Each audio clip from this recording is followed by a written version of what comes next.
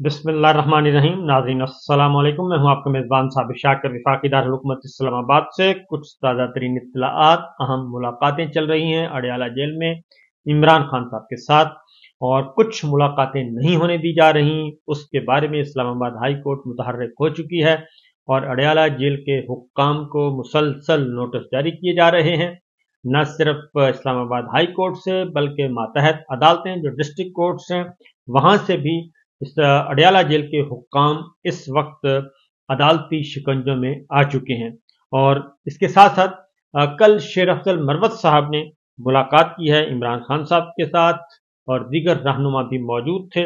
इस मुलाकात का अहवाल हम जानते हैं शेर अफजल मरवत साहब के साथ जाके, क्योंकि वो क्या बता रहे हैं और सारी सूरत हाल से आगाह कर रहे हैं। जरा सुनिए शेर अफजल मरवत साहब को। वहां पहले हम जाते थे तो घंटों हमें इंतजार करना पड़ता था और इंतजार के लिए कोई कमरा, कोई कुर्सी भी नहीं होती थी।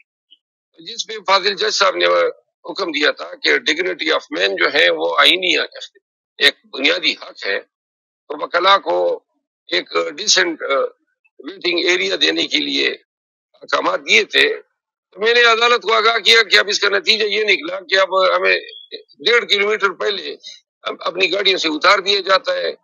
उस रोड पे, जिस रोड पे गद्दा गाड़ी चलती है, मोटरसाइकिल सवार, ट्रैक्टर, ट्रालियां, बसें, सब कुछ, सब लोग जा सकते हैं, लेकिन खान के वकला को उतारा जाता है। हमें अपनी गाड़ियों से उतार के 1.5 किलोमीटर इस रमजान में हम पैदल जाते हैं, फिर मुलाकात के बाद फिर अपनी गाड़ियों के पास वापस 1.5 किलोमीटर आते हैं। तो लिहाजा जिस पे जज साहब ने इसका भी नोटिस लिया और इस हवाले से भी वजाहत तलब की है। शेर अफजल मरवत साहब, सवाल मेरा ये है कि आपने जो सुप्रीम कोर्ट में पिटीशन दायर की है उसमें आप क्या कहते हैं कि चीफ जस्टिस काजी फाइजा साहब को उस बेंच का हिस्सा होना चाहिए या नहीं होना चाहिए? क्योंकि रात को हामिद अली खान ने शाजिब खानजादा के प्रोग्राम में कहा कि अगर चीफ जस्टिस काजी फाइजा साहब उस बेंच का हिस्सा हो तो हमें कोई एतराज नहीं होगा। आपका क्या इस पर राय है? हामिद अली खान कौन है? हामिद खान साहब। अच्छा, देखिए, वो मैंने तो अपनी रेड पिटीशन में ऐसी कोई बात नहीं लिखी है जिसका आप जिक्र कर रहे हैं, लेकिन हमारा इस्तेदलाल ये रहा है कि सुप्रीम कोर्ट के एक 5 मेंबर बेंच ने 2021 में एक हुक्मनामा सादिर किया था, एक कॉन्स्टिट्यूशन एक पिटीशन में CMA 490, और उसमें पैरा नंबर 6 है। इसमें बेंच ने ये कहा था कि पीटीआई या इमरान खान से वाबस्ता केसेस से मुतालिका जितने भी केसेस हैं उनमें मोहतरम चीफ जस्टिस साहब को, जो मौजूदा चीफ जस्टिस साहब है, उनको नहीं बैठना चाहिए। जी 11/2/21 साहब, अली अमीन गंडापुर साहब ने एक बयान दिया है रिश्वत के हवाले से कि जो बंदा आपसे रिश्वत मांगता है आप उसके सर में ईंट दे मारें, और अगर कोई पूछे तो कहना अली अमीन ने कहा था। कल एक औरत ने जो है ना, एक बेनजीर इनकम सपोर्ट का बंदा था, उसके साथ में शीशा दे मारा और साथ पार्ट के पास से तस्वीर वायरल है। तो सर अगर कोई इससे बड़ा, ये कहाँ पे उन्होंने मारा है खातून ने? ये सर केपी में सोशल मीडिया पे तस्वीर वायरल हुई है और सर उसके बाद उसके ऊपर ये प्रोपेगेंडा। मरवत साहब ऐड कर लीजिएगा, फैसल करीम कुंडी रजिस्टर जिन्हों कह रहे थे अगर अली अमीन गंडापुर ने ये बयान दिया है, जब अली अमीन गंडापुर रिश्वत लेगा तो उसके सर में ईंट कौन मारेगा? देखिए, ये अब ऐसे सवालात हैं कि फला के सर पे कौन ईंट मारेगा। ये चीफ मिनिस्टर साहब का ये जो बयान है ये रेटोरिकल है। ये बेसिकली रिश्वतखोरों को वार्न कर रहे हैं कि अगर आप इस तरह काम करेंगे तो लोग मुश्तइल भी हो सकते हैं।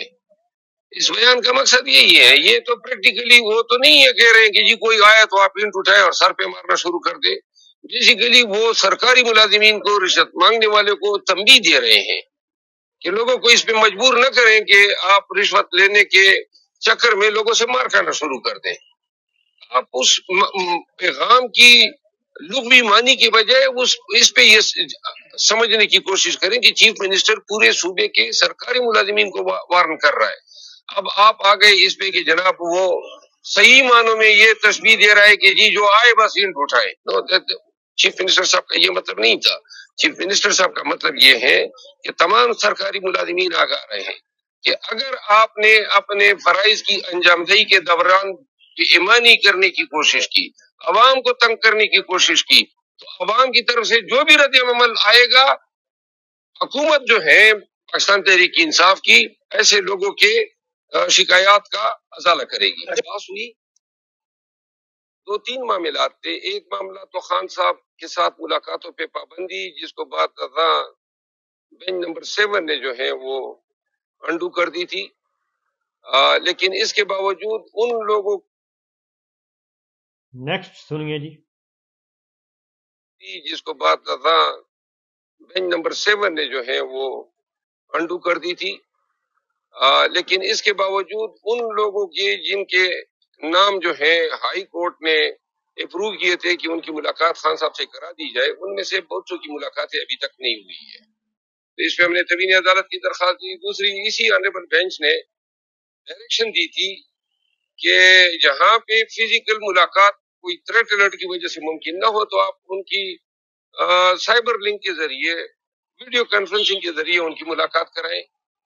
اور وہ بھی انہوں نے تعمیل نہیں کی، بلکہ آج تحریری طور پہ جیل سپرڈنٹ کی طرف سے جو جواب جمع کیا گیا اس میں یہ بتایا گیا کہ جیل مینیول میں ایسا کوئی قانون ہی نہیں ہے، کوئی رول ہی نہیں ہے جو ویڈیو کانفرنسنگ کی اجازت دے. جس پہ فاضل جج صاحب نے حیرت کا اظہار کیا جب ان کے نوٹس میں ہم یہ لے آئے کہ اس دن تو مریم نواز صاحبہ جو ہے کوٹ لکھپت جیل میں بڑے فخر سے کہہ رہی تھی کہ میں نے ویڈیو کانفرنسنگ کے ذریعے ملاقاتوں کی اجازت دے دی ہے، اور وہاں پہ باقاعدہ ویڈیو اسکرین بھی دکھائی گئی.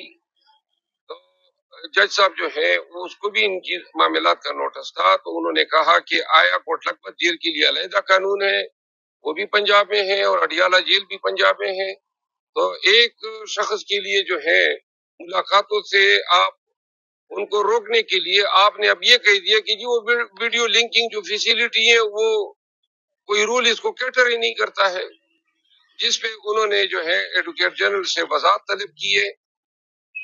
ساتھ میں جج صاحب نے جو ہے ہدایت دی ہے کہ جو احکامات ہوئے ہیں ملاقاتوں کی ان پہ تعمیل جو ہے ممکن بنائی جائے. آج عدالت میں ایک ایکیڈیمک ڈسکشن ہوئی کہ عدالتوں کے احکامات جو ہیں ان کی بے توقیری ہو رہی ہے، اور اب جس پہ فاضل جج صاحب نے جو ہے کمنٹ دیے کہ کاش 200 سول سرونٹ اگر یہ متفقہ طور پہ حلفاً یہ اقرار کر لیں کہ اب ہم نے کسی غیر قانونی حکم کو نہ ماننا ہے نہ اس پہ عمل درآمد کرنا ہے، تو شاید بہت ساری چیزیں ٹھیک ہو جائے گی. جس پہ میں نے گزارش کی کہ جو ملک میں طوائف الملوکی مچی ہیں اس کی واحد ریزن یہی ہے کہ اب پہلے سول جج صاحب کے احکامات کو بھی کوئی جرت نہیں کرتا تھا، اب تو ہائی کورٹ اور سپریم کورٹ کے احکامات کی پامالی جو ہے وہ روزمرہ کا معمول بن گئی ہے. اور اس وجہ سے پیشہ وکالت سے وابستہ اور قانون کے پیشے سے وابستہ تمام لوگ حیران اور پریشان ہیں کہ ملک میں کیا ہو رہا ہے کہ جہاں ہائی کورٹ کے احکامات جو ہیں یہ ایک بار نہیں بار بار جو ہے بری طرح جو ہے پامال ہوتے ہیں. اور میری مثال دی ڈپٹی کمشنر اور ایس ایس پی اسلام آباد کے کنٹمپٹ میں سزا یابی کی، اور میرا استدلال یہ تھا کہ اگر اسلام آباد میں 5-6 آفیسر جو ہے جیل بھیج دیے جائے تو اسلام آباد کی حد تک کوئی جرت نہیں کرے گا. اور میرا خیال ہے کہ ملک کی تمام آئینی عدالتوں کو سوچنا چاہیے یہ جو روزمرہ ان کے احکامات جو ہیں کبھی ایک بہانہ کر کے کبھی دوسرا بہانہ کر کے یہ انتظامی اداروں کے لوگ یا افسران عمل کر رہے ہیں، اس کا واحد علاج یہ ہے کہ جو توہین عدالت کا جو قانون ہے اب اس کا بے دریغ استعمال ہونا چاہیے. جو بھی توہین عدالت کرے ان حالات میں بہت ضروری ہے، اشد ضرورت ہے. اگر عدالتوں نے اپنی عزت اور اپنی وقار، اپنی میجسٹی آف جسٹس کو برقرار رکھنا ہے اور ایزرٹ کرنا ہے، تو پھر معمولی سے معمولی حکم عدولی کو بھی اب نظر انداز نہیں کرنا چاہیے، کیونکہ حکم عدولیاں اتنی ہو گئی ہے کہ ان حکم عدولیوں کے بوجھ تلے عدالتوں کا بقا ہی ختم ہو گیا ہے.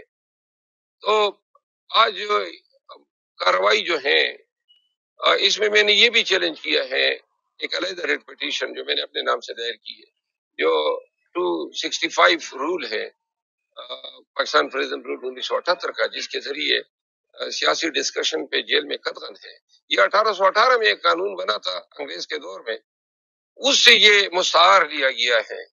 تو اس پہ ہانیبل جج صاحب نے مائیکلز کی وری مقرر کی ہے، اور وہ بھی عدالت کی معاونت کرے گی اگلی تاریخ پیشی پہ. تو یہ آج کے حالات تھے جو میں نے آپ کو گوشت گزار. یہ بتا رہے تھے جی شیر افضل منور صاحب اس مقدمے کی ساری تفصیل کہ جس پہ بعد اب اڈیالہ جیل کے حکام کو مسلسل میں نے آپ کو بتایا کہ اڈیالہ جیل کے حکام بہت زیادہ عدالت کی حکم عدولی کر رہے ہیں اور ایک پراسرار سرگرمیاں وہاں پہ پائی جاتی ہیں. عمران خان صاحب کی زندگی کے بارے میں آلریڈی خطرات لاحق ہیں اور خطرات بھی اب تو ببانگ دہل سابق وزیر داخلہ مسلم لیگ نواز کے رہنما رانا ثناء اللہ صاحب ٹی وی چینلز پر آ کے ببانگ دہل کھلے عام کہہ رہے ہیں کہ جناب یہ 6 مہینے سال کے اندر فیصلہ ہو جانا چاہیے، یا ہم رہیں گے یا یہ رہیں گے، یعنی ہم نے تو رہنا ہی رہنا ہے، وہ یہ بتا رہے تھے. البتہ اس کا اگر کریا کرم ہو جائے تو زیادہ بہتر ہے. تو بہت ہی انہوں نے خطرناک گفتگو کی ہے عمران خان صاحب کی زندگی کے حوالے سے، جس کے بعد بہت سارے سوالات اٹھ گئے ہیں. اب آپ کو میں سنواتا ہوں علی محمد خان صاحب کو کہ علی محمد بلکہ انہی کو سن لیں، عمران خان رانا ثناء اللہ صاحب بھی کو سن لیں کہ وہ کیا کہہ رہے ہیں. اس کے بعد آپ کو اندازہ ہو جائے گا کہ اڈیالہ جیل کے حالات و واقعات کس قدر سنگین ہو چکے ہیں اور عمران خان صاحب کی زندگی کس قدر خطرناک حالات کا سامنا ان کو کرنا پڑ سکتا ہے، کیونکہ نیتوں پہ بہت زیادہ شک کیا جا رہا ہے. اور اگر ایک وزیر اعظم پہ سابق وزیر اعظم پہ 3 دفعہ قاتلانہ حملہ ہو چکا ہو تو پھر، اور اگر سابق وزیر داخلہ جن کے دور میں یہ سب کچھ ہوا ہو اگر وہ ایسی باتیں کریں تو اس کا مطلب ہے کہ معاملہ کافی خطرناک ہے. دال کالی نہیں بلکہ دال میں کچھ کالا نہیں بلکہ زیادہ کچھ دال میں کالا ہے، اور اس پہ احتیاط کرنی چاہیے اور اس پہ بلکہ الارمنگ ہے یہ ساری سچویشن. سنیے جی رانا ثناء اللہ صاحب کو. وہ حل جو ہے اس کا یہی ہے کہ اگر اس کا بس چلا تو وہ پھر یہ تباہی لے کے آئے گا، اگر اس کا بس نہ چلا تو رانا صاحب ملک اور قوم. رانا صاحب آپ ایک بڑے جید سیاسی کارکن ہیں، جب آپ اس طرح کی بات کریں گے کہ اگر یہ بات یعنی یہاں تک پہنچ چکی ہے کہ کوئی ریکنسیلیشن ممکن نہیں، کوئی بات چیت آگے نہیں بڑھ سکتی، تو یہ تو ہم پھنس گئے ہیں، پھر بری طرح پھنسے ہوئے ہیں. نہیں حبیب اکرم صاحب بری طرح سے پھنس گئے. معاملہ یہ ہے کہ ہم ایسے پھنس گئے ہیں کہ ہم اب اس سے نکلنا جو ہے وہ ہمارے لیے یعنی چلے میں ناممکن نہیں کہتا لیکن مشکل ترین ہے. اور اس کی وجہ یہ ہے کہ وہ بندہ جو ہے وہ 4 سال بس سے اقتدار رہا ہے. اس نے 4 سال میں اپوزیشن کے ساتھ ہاتھ نہیں ملایا، اپوزیشن لیڈر کو فون نہیں کیا، بیٹھ کے بات کرنا مناسب نہیں سمجھا. جب ملک کے اوپر حملہ ہوا، وہ پلوامہ والا جو واقعہ ہوا تھا، اور اس وقت اس شام کو یہ خطرہ تھا کہ انڈیا جو ہے وہ میزائل حملہ کرنے والا ہے پاکستان کے اوپر. ہر بندہ فکر مند تھا. آرمی کی قیادت نے، اس وقت کے آرمی چیف اور DGI/SPR نے کہا کہ اپوزیشن کو اعتماد میں لینے کے لیے ہم انہیں بریفنگ دینا چاہتے ہیں. بریفنگ لینے کے لیے پوری اپوزیشن جو ہے وہ کمیٹی روم 2 جو ہے پارلیمنٹ بلڈنگ کا، وہاں پہ 1.5 گھنٹہ منتظر کی رہی. ساتھ دیوار مشترک ہے پرائم منسٹر چیمبر کی، وہاں پہ موصوف بیٹھے تھے. آرمی چیف نے بقول ان کے منتیں بھی کی اور کہا کہ آئیں، آپ کی سربراہی میں میٹنگ ہوگی تو وہاں پہ جو ہے وہ ہم نے بریف کرنا ہے. اس نے کہا کہ میں وہاں پہ جاؤں گا تو مجھے تو ان کے ساتھ ہاتھ ملانا پڑے گا، میں نے تو ان کو چھوڑنا ہی نہیں ہے، میں وہاں پہ نہیں جاؤں گا. وہ وہاں پہ نہیں آیا. رانا صاحب نہیں، میں یہ بات جو کر رہا ہوں میں یہ ایکسپیرینس کی بنیاد کے اوپر کر رہا ہوں، اور باقی آپ اس کو نوٹ فرما لیں. آگے آنے والے میرا خیال ہے 6 ماہ میں 1 سال میں فیصلہ ہو جائے گا. اب یہ جو قضیہ ہے اب اس سے اور زیادہ دیر ملک برداشت کر ہی نہیں سکتا. تو یا ادھر وے ادھر یا ادھر کوئی نہ کوئی فیصلہ ہو جائے گا. وہ کیا ہو سکتا ہے فیصلہ ادھر یا ادھر؟ یہ 6 ماہ بعد سال بعد بھی آپ یہ کہیں گے کہ میں نے درست کہا ہے. نہیں، ادھر یا ادھر سے کیا مراد ہے؟ ادھر کا فیصلہ یہ ہے کہ کوئی ایک فریق نہ رہے، یا ادھر کا فیصلہ ہے کہ کوئی فریق نہ رہے؟ مطلب یہ تو بڑی آپ سخت بات کہہ رہے ہیں. یہ بات میں نے کوئی 1 سال پہلے بھی کی تھی، تو اس کے اوپر بھی بعض دوستوں نے بڑا اعتراض کیا تھا. لیکن میں یہ کہہ رہا ہوں کہ عمران خان کا یہ فلسفہ ہے کہ میں کسی کو نہیں چھوڑوں گا.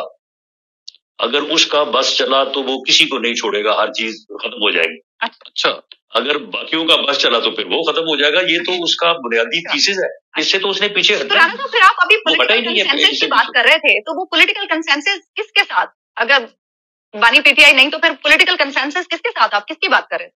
इमरान खान के होते हुए कोई पॉलिटिकल कंसेंसस नहीं हो सकेगा, ये मेरी बात नोट फरमाएं। अच्छा, फैसला आप खुद कीजिए जी, इजाजत दीजिए, अल्लाह हाफ़िज़।